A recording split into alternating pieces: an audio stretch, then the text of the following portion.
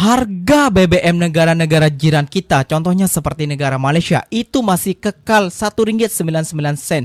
Sedangkan harga BBM di Indonesia itu melambung tinggi gila-gilaan. Apakah negara Indonesia akan kiamat duluan? Waduh, jangan ya gengnya, jangan. Sebuah pemimpin ataupun Perdana Menteri Malaysia yang menguatkan rakyatnya agar tak kena mental dan juga menjaga sumber daya alamnya dari minyak dan juga gas. Berbanding balik dengan di Indonesia. Bermula 12 hari bulan 3 hari ni, minyak naik 6 kupang. Okey, sahabat. Dia ni lah ni harga minyak naik. Tak. Ya, konflik antara Iran versus Israel dan Amerika memicu lonjakan harga minyak dunia. Pasca ditutupnya Selat Hormuz, menyebabkan krisis energi global. Namun ada warganet Indonesia yang terjangkit virus Walid dan kiblat utamanya negara sebelah, tiba-tiba menunjukkan kebegoannya di jagat maya secara berjamaah. Ketika satu orang mengangkat salah satu isu, yang lain pun juga ikut melatah. Sebagaimana contoh, ada yang mengulas bahwa Malaysia tidak menaikkan harga BBM di tengah konflik internasional tersebut. Tanpa memahami alur dan dampak global, mereka membandingkan harga minyak di sebelah yang katanya tidak naik dengan negaranya sendiri, yang katanya sedang krisis BBM. Namun faktanya di Malaysia seperti ini. Ramai rakyat yang menanti pengumuman dan sidang media daripada PMX semalam. Tapi yang menyedihkan, selepas daripada pengumuman itu, kita jangkakan ada berita gembira untuk rakyat. Tapi malangnya, selepas daripada pengumuman, kerajaan telah mengumumkan kenaikan harga minyak secara mendadak. Minyak diesel naik 80 sen sehingga RM3.92. Walaupun kerajaan masih lagi mengekalkan budi 95, tapi kenaikan diesel secara mendadak sebanyak 80% itu akan menjejaskan rantaian bekalan makanan, rantaian keperluan asas kepada rakyat. Dan terlalu banyak perbezaan di antara harga minyak diesel di Semenanjung dan harga minyak diesel di Borneo, Sabah dan Sarawak. RM3.92 dan RM2.15 itu satu perbezaan harga yang cukup tinggi. Kerajaan kena sedar bahawa diesel ini, kenderaan diesel merupakan kenderaan asas pada bekalan rantaian makanan dan barang kepada seluruh rakyat. Kita baru nak beraya. Ada syarikat-syarikat kenderaan, syarikat-syarikat pengangkutan awam. Apabila kenaikan harga diesel secara mendadak, kesannya harga tiket bas, harga tiket yuran ataupun bayaran kepada wan sekolah akan meningkat. Harga-harga barang juga akan meningkat. Sebab itu, sepatutnya, saya sudah sebut apabila berlakunya perang di antara Iran dan Amerika Syarikat ini, rantaian ataupun harga minyak akan naik secara mendadak. Tapi kerajaan perlu ambil tindakan untuk meminimalkan kesan kepada rakyat. Bukan kerajaan menyusahkan rakyat. Perbezaan yang jauh di antara Borneo dan Semenanjung ini satu perkara yang tidak bagus dan tidak adil untuk rakyat yang berada di Semenanjung.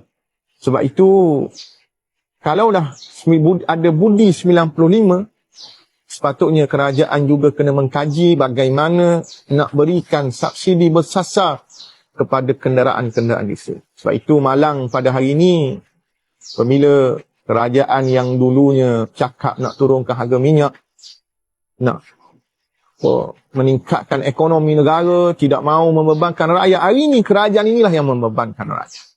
Saya ingin mengucapkan terima kasih kepada kerajaan yang telah menaikkan harga minyak diesel sehingga membebankan rakyat yang berada di peringkat bawah. Saya juga ingin mengucapkan terima kasih kepada pengundi dan penyokong Pakatan Harapan dan Anwar Ibrahim yang akhirnya membebankan rakyat. Rakyat boleh menilai bagaimana prestasi Perdana Menteri yang ada pada hari ini. Dan saya juga ingin mengucapkan terima kasih kepada Barisan Nasional yang sanggup menggadaikan prinsip, UMNO yang sanggup menggadaikan prinsip untuk menaikkan PMX. Dan akhirnya kerajaan inilah yang telah membebankan rakyat menaikkan harga minyak sehingga berkali ganda, dan kita tak tahu selepas daripada ini bagaimana peningkatan inflasi yang berlaku kepada rakyat, peningkatan kos sara hidup yang berlaku kepada rakyat, dan kita tidak tahu apa kesannya kepada orang-orang susah yang berada di peringkat bawah. Sebab itu kerajaan kena bertindak segera sebelum kerajaan dihumbangkan oleh rakyat. Hidup rakyat.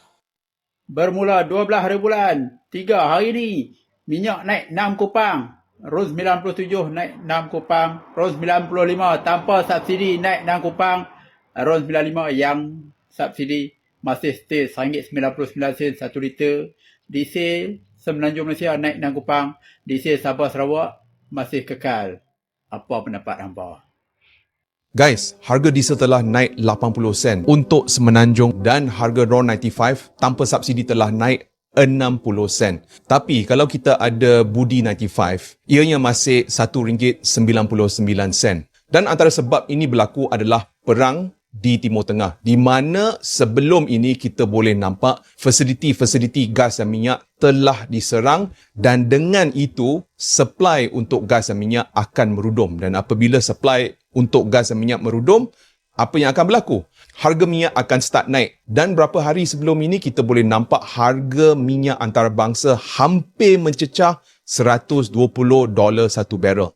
Tetapi persoalannya bagaimana ini boleh impak kita di Malaysia. Kita harus ingat kalau harga diesel naik, hampir semua barang akan naik. Kenapa? Trak-trak dan lori-lori akan menggunakan diesel untuk mengangkut barang-barang yang kita guna setiap hari. So, kemungkinan besar harga makanan dan harga hampir semua barang akan naik tak lama lagi.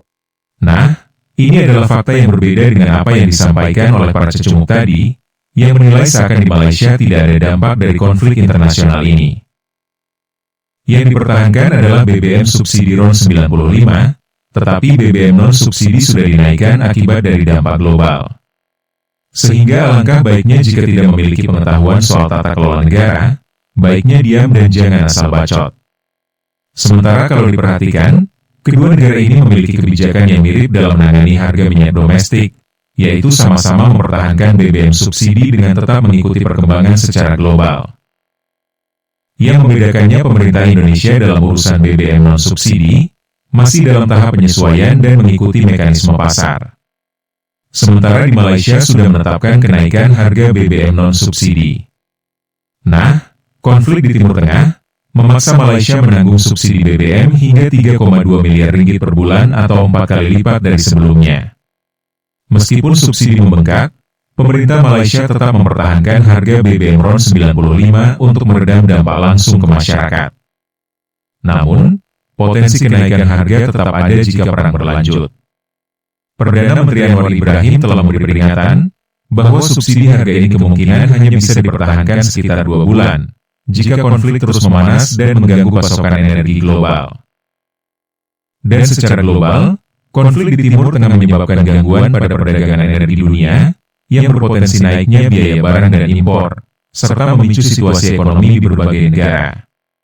Meskipun terjadi ketidakpastian global, saat ini di kedua negara ASEAN ini mengambil kebijakan subsidi sebagai upaya untuk menjaga stabilitas ekonomi domestik masing-masing.